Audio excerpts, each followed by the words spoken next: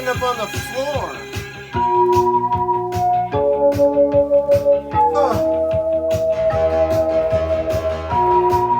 Oh my God!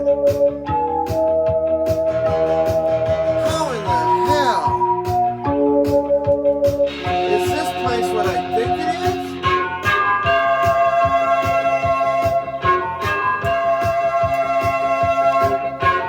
VC, are you there? Are you seeing this? I fell asleep. I woke up on the floor. And I'm in the realm.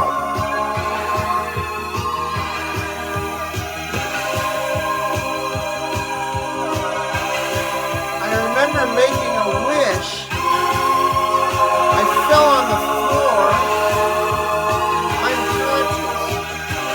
I woke up, and I'm in the realm. Here we are, back in the realm.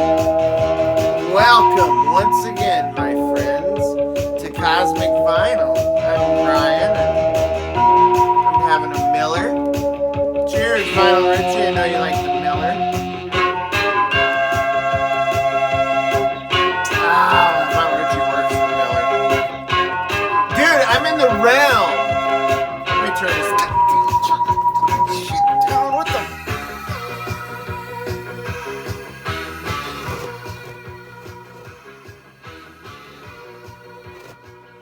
Alright, here's the dealio.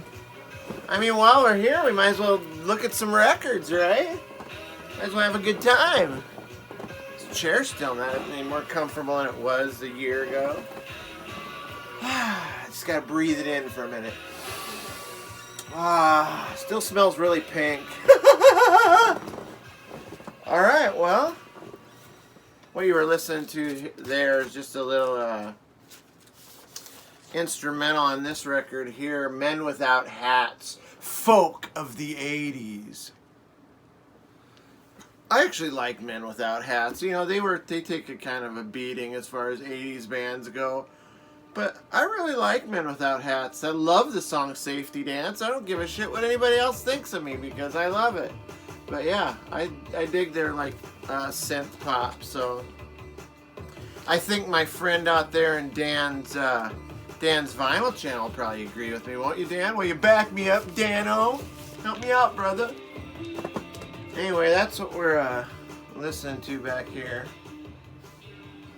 Anyway, we're in the realm, huh? I don't even know how to explain it. I made a wish that I could be back here, and next thing you know, I'm here. Huh. Well, I'm gonna take off the shades so I can really take it all in, like really get a good dose of it. Here goes the shades. I'm taking off the mind shields. It's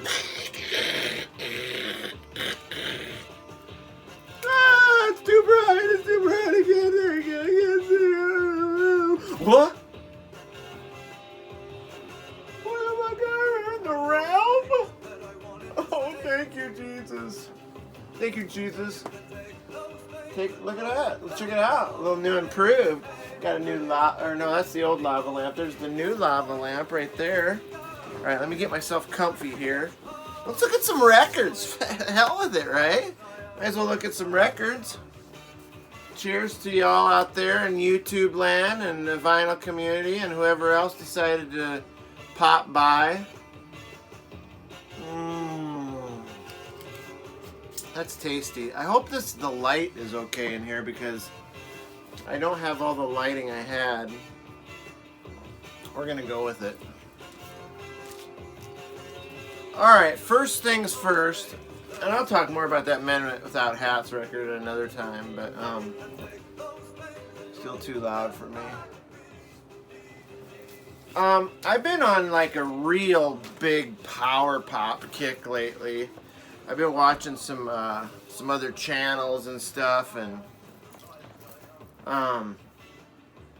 so yeah, I've been on a huge power pop kick, and I feel like, you know, there's so much. I just got overloaded with You know, don't get me wrong. I love psych and music. I love psychedelic music. I love classic rock. I love everything that is 60s and 70s. Um, Man, I just finished watching Once Upon a Time in Hollywood, the new Quentin Tarantino joint, and I loved it, loved it. I love the soundtrack. I love everything about that era. I mean, I was born in '65. My parents were definitely as far from being hippies as you could get. My dad was a car guy, and he was more of a ducktail wearing guy, but anyway, but I mean, I love that music, but I also love like 80s stuff. I love 80s hair. I love 80s rock. But I really, really love 80s new wave. I love synth pop. I love power pop, and I've really kind of been on a power pop jag. And I've been away for quite a while. I've only made 2 videos over the last few months. But look I've got this stack of records, and I can assure you that I have listened to all of these. These aren't anything that I just got, and I'm showing them without any listen or anything like that. It's been kind of building up for a while. I just fell behind. But I'm going to start off with The Look UK.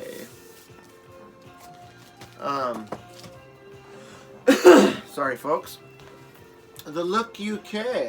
Here, I'll give you a look at the look. There's the look on the back.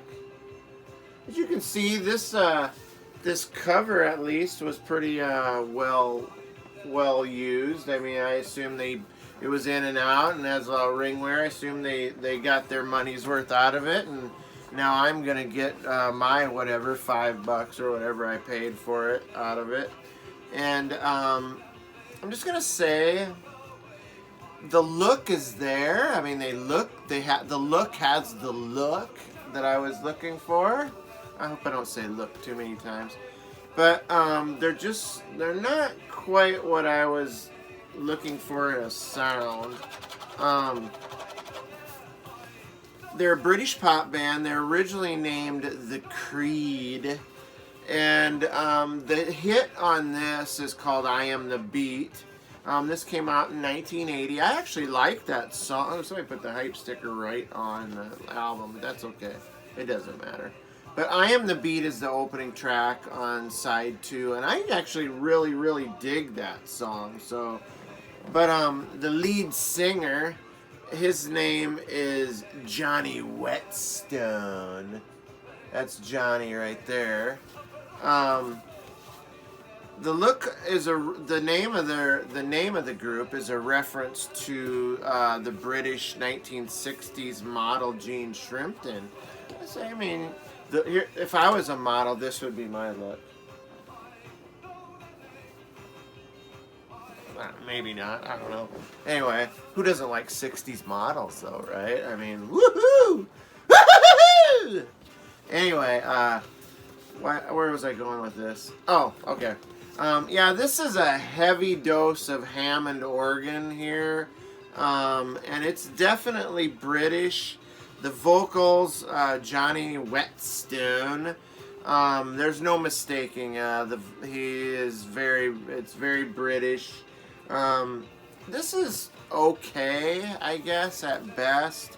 The more I listen to it, I guess the more I'm starting to like it.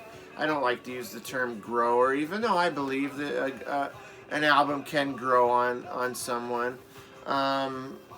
I just feel like there's a stack of records here, and most of them, as soon as I listened to them, I knew right away I liked them. And that's kind of what I'm looking for in a record. I don't want to have something grow on me, but if it has to take that, I'll have to go with it. But you know, I Am the Beat is a good pop song. It's a happy pop song, but is it power pop? No, it's more pop than power. So a lot of the songs sound the same, which I think is kind of a thing that happens to a lot of the middle of the road, say power pop bands, is that the sound kind of sounds the same. There's nothing unique about a lot of the bands in the middle of the road. So anyway, there's a quirky song on here called Information Bureau. It's about a gossipy girl that, I mean, we've all know somebody like that, right? But yeah, it's kind of a cool tune. There's also a song on here called, which one was it? Double Life. That's kind of a cool song. So it's a little, it's got more of a heavier organ sound. So it's just a little bit more towards what I like to listen to. But anyway, The Look, UK. I'm going to stop talking about them. I'm not a big fan. It kind of sounds like a music or like a soundtrack from like a stage musical or something. So yeah, I probably wouldn't buy it again if I had to do over again. Here's one that I've seen shown a few times, like recently in the vinyl community, and this is a power pop icon, Nick Lowe, and this is his record, Labor of Lust. He's a singer, an English singer-songwriter. He's been pretty noted figure in power pop, and I don't want to really say new wave. I would rather just say like power pop and 70s pop music, pop rock, pop rock. Anyway, yeah, Nick's awesome, and I love this record. Best known for his song "Cruel to Be Kind," which is the opening track on this album.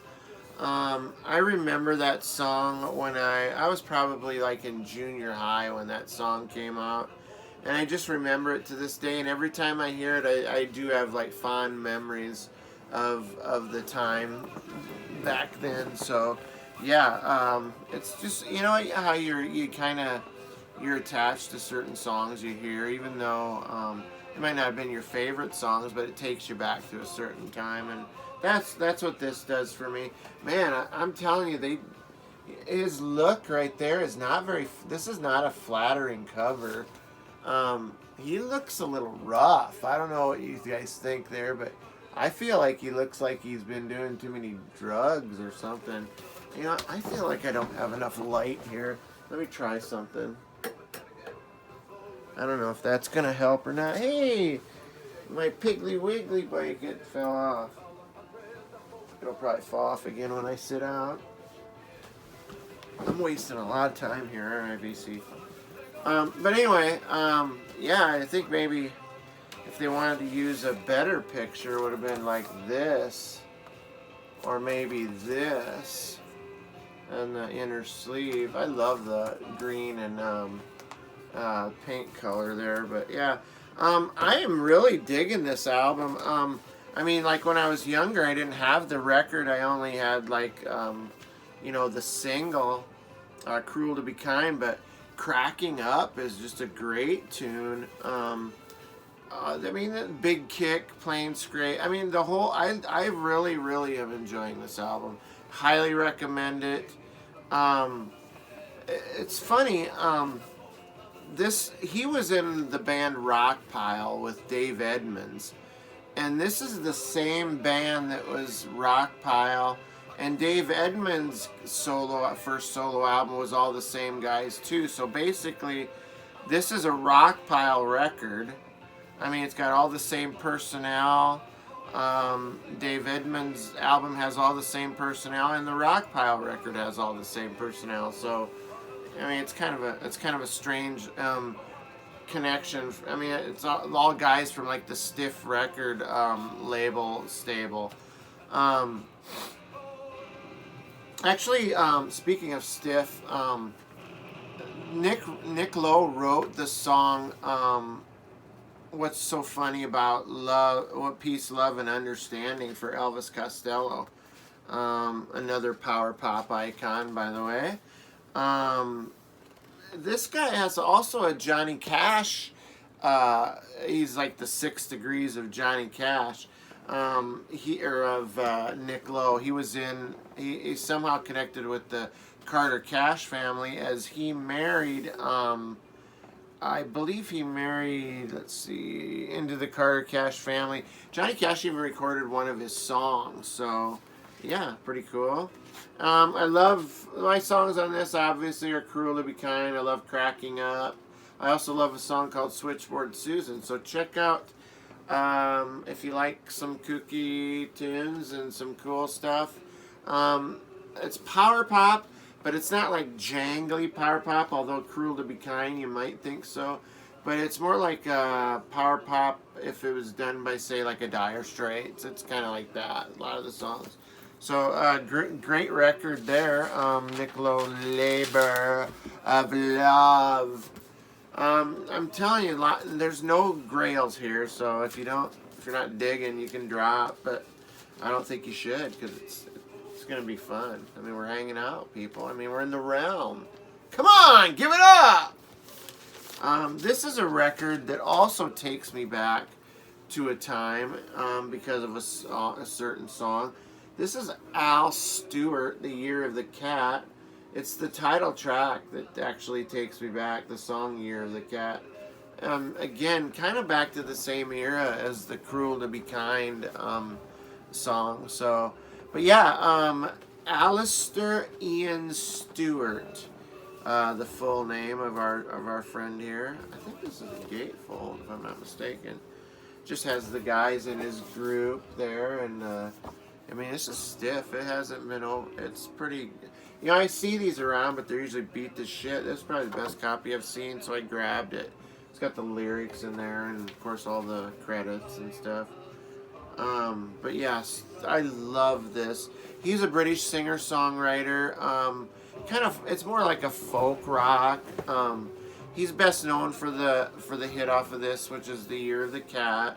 1978, he had a follow-up called Time Passages, which is another album I'd really like to get. And I'm pretty sure I could probably get it for fairly cheap. But just some facts about our friend Alastair Ian Stewart, Al Stewart. He knew Yoko Ono before she even met John Lennon. He also shared a flat with a young Paul Simon back in the day. So he's a very active artist. He has like 16 studio albums and 3 live albums.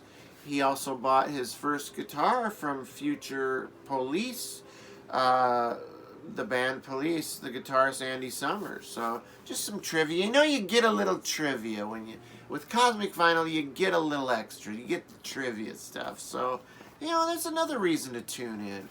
If you want some useless musical information about artists, you get it. You get it here from Cosmic Brian on Cosmic Vinyl. How about some music? Anybody want to hear some more music? We'll keep talking about Al Stewart. He likes to use a lot of, he touches on a lot of historical things in his songs. Even like the song, I think there was a song called Lord Grenville, also a song called On the Border. I mean, he does, he likes to use times in history in his musical lyrics. I think we're gonna dig on some of this. Hopefully it won't be anything that'll get copyrighted or anything, but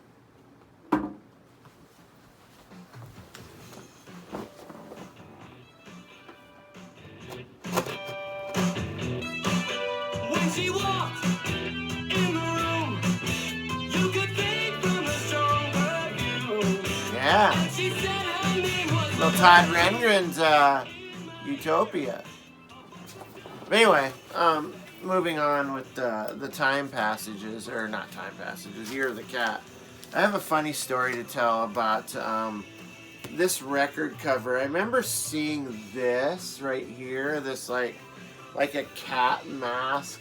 See, this is back in the 70s, and I remember as a kid I seen that and I thought, ooh, maybe this is something to do with Kiss. I just kept I'd see this on the shelf and I'd think I'd want it because I was a huge Kiss fan back then. I thought it was something to do with Peter Criss, so I always thought, oh, maybe I should own that album. And just, sorely disappointed at that time. I didn't want anything to really do with Al Stewart. I was into Kiss and Aerosmith and, Ozzy and stuff like that. But I always seen that in the record store. I always thought that was something that had to do with Kiss. I'm dumb, all right? It's just a stupid cosmic. It was my cosmic youth. But anyway, it's a very, very well produced record. It's a good chill record, is what it is. And I've been spinning it. I know you probably don't believe me, but I really have. I've been listening to this a lot.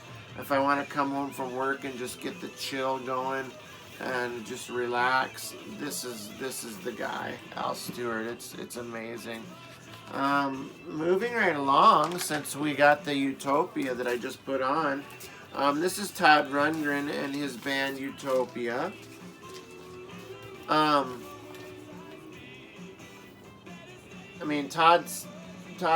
You could play the 6 degrees of Todd Rundgren pretty easily in the music business because he has been involved in so many. He was in Nas. He was in. He's got his solo stuff. He's got Utopia. He's got. He was in the Cars. He's produced albums for everybody. So, yeah, this is an American rock band formed in 1973. Todd Rundgren. Early years of this group, they were more of a progressive rock band. If you hear their early stuff, it's all prog rock, not like this power pop stuff that we're listening to now. It was all prog, but it's good. I'd throw him in there as Utopia as being a good band as far as their prog roots go. I kind of been digging on some of that too, but yeah, these are the Utopia. I like that song we just heard called Libertine. It's got some good stuff on here. Let's see. It's power pop. It's rock. You can either. Some people can either take or leave Todd Rundgren stuff. I choose to take. I'm a huge Todd Rundgren fan. Ever since I heard the song "Hello, It's Me," I was hooked. And he's got so much other stuff to explore that I'm just starting. We have the 2 Nas albums, obviously. Actually, there's a third one too that I don't have that I want to get. But yeah, I love Todd Rundgren. This is definitely a pop record. It's in a 70s style. Just some good power pop music if you like it. There's a song on there called "Hammer in My Heart" that's a great booming drums, great guitar solo. It's anthemic. It's got hand clap stuff. So yeah, it's great. The other thing I didn't realize when I pulled this album to buy it is there was actually another full record, a bonus record in there. I didn't realize it. Yeah, there's 2 albums basically worth of music in the one record, and yeah, it was quite a pleasant surprise. And the bonus stuff is maybe just as good, if not better, than the regular record. So, Utopia, Todd Rundgren's Utopia. Another record I picked up in the power pop vein, late 70s, early 80s, is this Marshall Crenshaw. Man, I just love this. It's a self-titled record. It's funny because this record right here has sat for basically maybe 2 years in this store that I've been going to. It's like a little thrift store. It's a collectible store here in town. And I just kept leaving it behind, and never got bought. The guy doesn't have, it's not a record store where, he's got a turnover of records. He just gets records and when he can. And there's a lot of records there. A lot of them are junk. A lot of them are just crappy stuff. But this one, I was lucky to leave it there for 2 years, and finally when I was in the mood for it, it was still there for me. It was one of the last, I shit you not, I was going through all the records, quickly trying to find it, and it was literally one of the last records that I found, that I pulled. So, yeah, I love the pastel colors on the cover there. I'm pretty sure that's done on purpose. It looks really cool. Gives it kind of a retro kind of a look to it. But yeah, this is great 80s power pop. I love the record as a whole. Great pop songwriting. I really love the hit Someday Some Way, track 2 on side 1. Really cool. He actually wrote this record when he was staying in New York City. So yeah, he was in, he played John Lennon in the musical Beatlemania. So, yeah, American singer, musician, songwriter, guitarist. It's hard not to compare his music to kind of like Buddy Holly for some reason. It has that sound. He was actually played Buddy Holly in the movie, the biopic La Bamba about Richie Valens. Yeah, pretty cool guy. Product of Detroit, Michigan. Also made a television appearance. You get the trivia. Here it comes. You get the trivia. He appeared in an episode of Pete and Pete. Do you guys ever remember Nickelodeon's Pete and Pete? It was these two red-haired brothers, and they get all these. You get to have all these adventures, and yeah, Marshall Crenshaw played a meter reader who played guitar. So yeah, just a little trivia that you get. Yeah, his band is his brother on drums. It's got Kristen Otto on bass. It's got a really classic sound to it. It's well produced. But it took a little bit to get there. It's polished. But yeah, I love it. There's the guys right there in his band. Marshall Crenshaw in my power pop travels. I've come up with that. You might laugh about this one, but Tommy Tutone.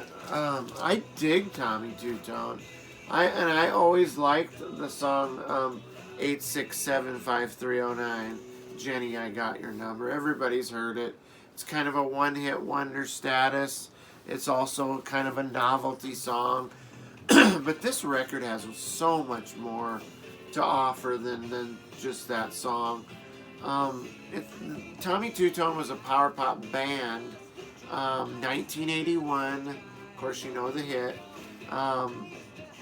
It was founded in 1978 by Tommy Heath and Jim Keller. Heath plays lead rhythm guitars and lead vocals and keyboards. Keller plays lead guitars. Bass and drums was kind of a revolving door for this band. So even one of the Cowsills played in the Tommy Tutone band. So it's released on Columbia Records. It was the second album for Tommy Tutone. 8675309 must be the most pranked phone number in the history of all existence. Is Jenny there? I mean, come on, really? A lot of people, there's tons of stories, you can Wikipedia it, tons of stories of people raffling or auctioning this number, that number to get it, people wanting it, using it in promotions and stuff. It's crazy. The story behind that song is that Jim Keller said that Jenny was a regular girl, not a hooker, like that people keep thinking. They've read her number on the bathroom wall, so they figure that she's a hooker. It wasn't like that. One of his friends wrote her name and number on a bathroom wall, and Jim called the number, eventually asked the girl out. They went out for, a while. He called her on a dare. But anyway, that's the story behind the song. There's nothing like weird about a prostitute or anything like that. But So yeah, Tommy Tutone. I feel like like I said, this album has so much more to offer. There's great songs like Which Man Are You? That's the opening track on side 2. Just some great songs. I feel like that if they would have had the right management and the right PR, that I feel like this group could have been like a Springsteen um, or like a John Mellencamp, or I just feel like it could have been bigger than this. This one record indicates. I mean, it's like an Americana. It's got that sound and that feel to it. I just feel like there could have been more for these guys, but for some reason unknown to me, it didn't last. So now this is truly some great power pop here, even some '80s power pop. This is by a group called The Records. Their biggest hit was a song called Starry Eyes. There's a really cool shot of the band inside the gatefold here. Definitely have the power pop band look, of course. This is a great pickup. I was so happy to get this for a few bucks, maybe 5 or 6.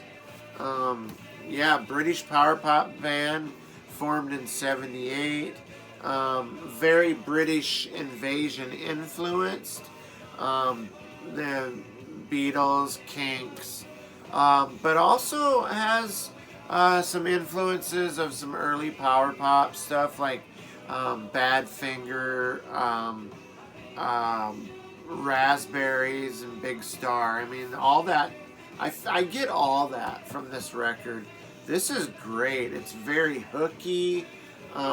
It's just there's just every song after song surprised me. I kept waiting for it to fall off and for me to get bored, but no, the records did not disappoint.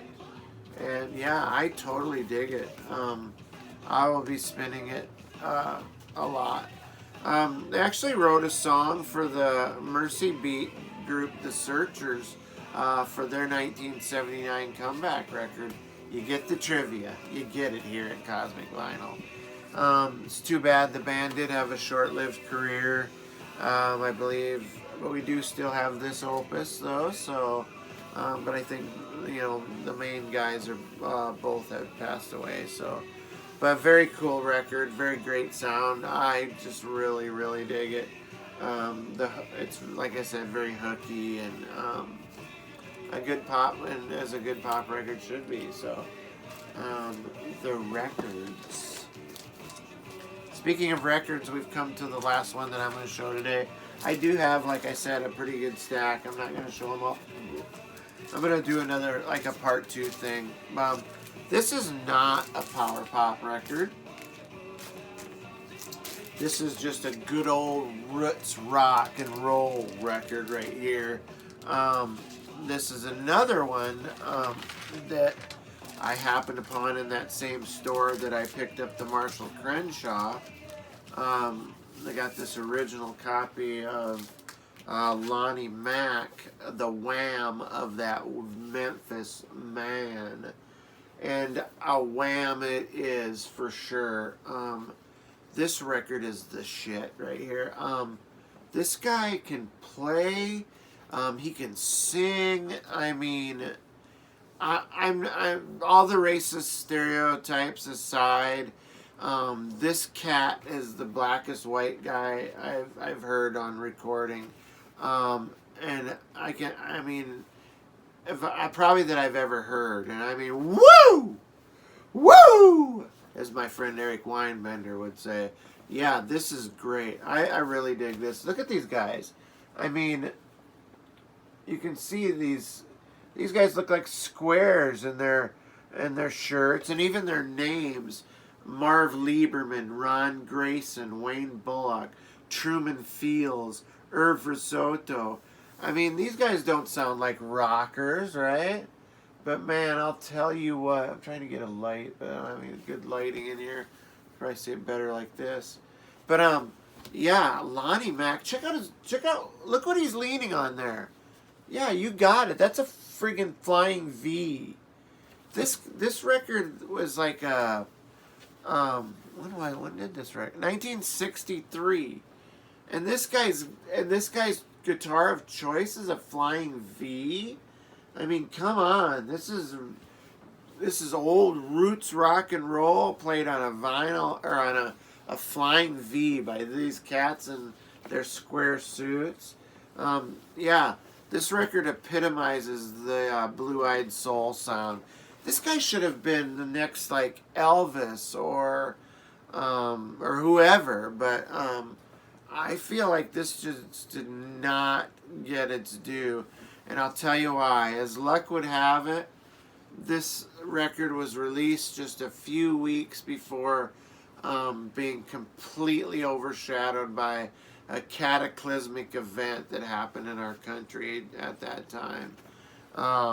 Yeah, it was the British invasion. This album, the British invasion, happened only a couple weeks, or maybe 4 weeks after this album was released. It crushed this thing right in its tracks. Yeah, British invasion became the thing, the thing of the day. No one wanted to hear about the roots rock and roll killer bluesy guy that played the friggin' flying V. This guy looks like a guy that I'm trying to be in a band with. If you added a beard on this guy and got him just a regular haircut, he would be a guy that I'm trying to get in this band with. But anyway, yeah, he was born and raised and lived on a series of sharecropper farms. This cat learned to play guitar at age 7. His mama taught him the basic chords, and he just went to work and never looked back. Even the like classic gospel stuff on this record somehow just turns into this rock. God, I can't say enough about this record. And for as old as it is and as beat up as it is, I'll never get rid of this. This is a fucking killer. He created the you hear the wham of that Dallas or of that Memphis man. Mac created a technique where he used this toggle device on his guitar that he would hold with his fourth finger while still picking. He fanned it rapidly to the tempo of his simultaneous tremolo picking to produce like a machine gun sound, like shuddering sound. Guitarists actually nicknamed the device the whammy bar. So in recognition of Mac's demonstration of the skill on wham, he actually was probably the forerunner or one of the main influences of the whammy bar that we see used on basically every guitar we see. I love this. If there's one record that I can say that I've shown today that I love, it's that Lonnie Mack record. VC, it's been great to be back here in the realm again and to see you guys. Cheers to all you guys. I know this has been long and we got a lot of more records, but I'm gonna cut this loose and I will see you next time. I'm gonna throw down another video tomorrow just to get it while we have access to this wonderful world known as the cosmic realm. Anyway, I love you guys, man. YouTube. This is Cosmic Brian, and I am out of here. You guys have a great night. Have a great day tomorrow, and we'll catch you next time. Peace be with you, and man, check out some. I know there's nothing grails there or anything, but just some good old fun rock and roll pop music for you. Peace out.